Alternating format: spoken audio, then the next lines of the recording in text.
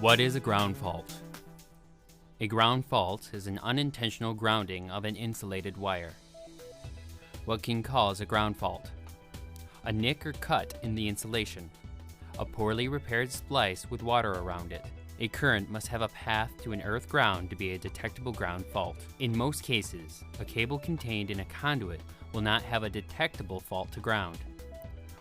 One exception would be a PVC, non-conductive conduit that is completely severed, exposing the conductors to the earth ground. A ground fault locator uses a high voltage signal to detect the location of a ground fault.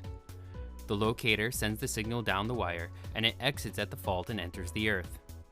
The signal then returns back to the ground stake.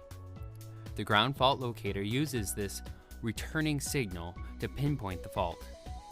We will demonstrate this process using the Armada Technologies GFL3000 ground fault locator.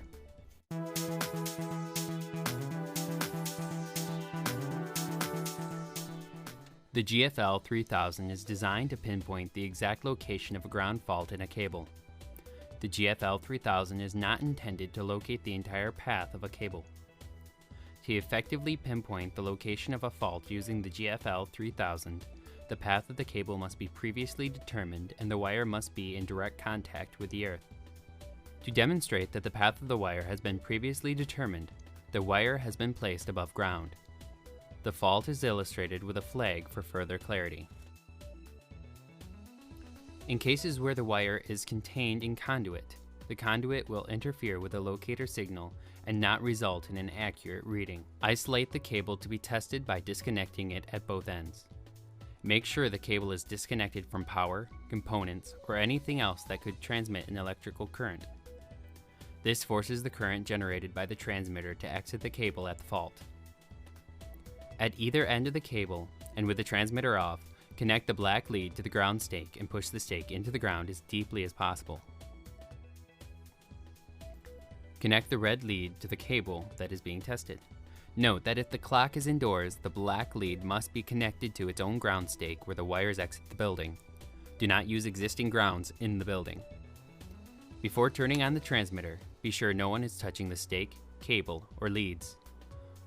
When turned on, the transmitter will produce a beeping sound indicating current is being transmitted. Select low or high power as per your preference. High power will find all leaks, large or small. Low power will concentrate on larger faults.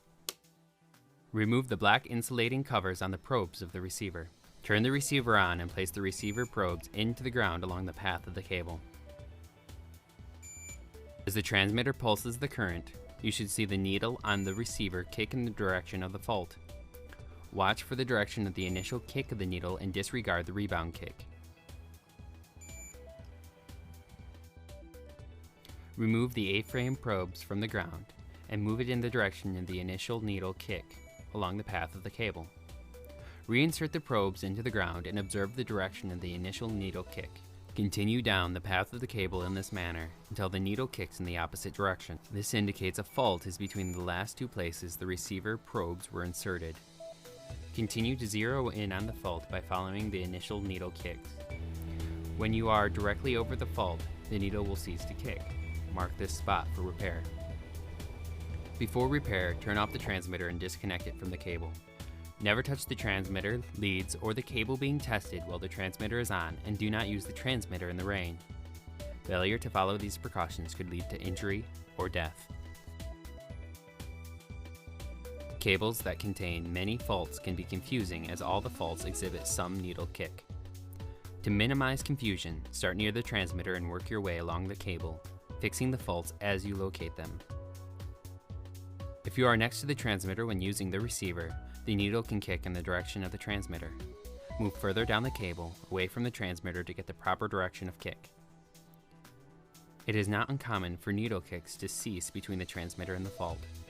As you move away from the transmitter, the needle response should decrease and could eventually stop. The needle will begin to kick again as it nears the fault. Small faults may be indicated by weaker kicks. To focus on larger faults, turn the transmitter power to the low setting. If you are unable to insert the probes into the ground due to concrete or asphalt, wet sponges between the ground and each probe can increase the conductivity of the frame.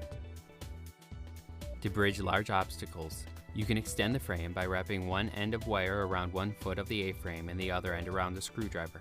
Then use the screwdriver as you would the second probe.